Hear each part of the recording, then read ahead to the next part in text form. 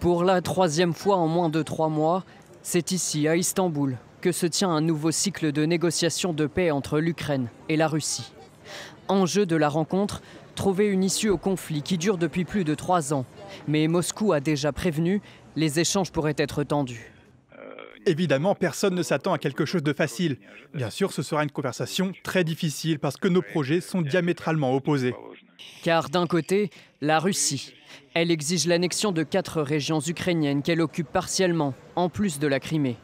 Mais aussi que Kiev renonce aux livraisons d'armes occidentales et à toute adhésion à l'OTAN. Des demandes exagérées selon Kiev, qui accuse le Kremlin de jouer la montre, profiter d'un désaccord pour continuer la guerre. L'Ukraine qui exige la mise en place immédiate d'un cessez-le-feu de 30 jours.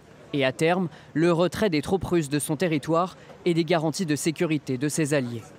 En mai et en juin, les négociations avaient échoué sur ces propositions. Seuls des échanges de prisonniers et soldats tués avaient été négociés. Cela pourrait être à nouveau le cas cette fois. Je n'attends pas grand-chose de ces négociations à Istanbul. La seule chose qui peut avancer, c'est le volet humanitaire. J'espère qu'il y aura des accords pour de nouveaux échanges de prisonniers. C'est extrêmement important et c'est ce qui pousse l'Ukraine à participer à ce processus de négociation. La Russie reste tout de même sous la pression des États-Unis.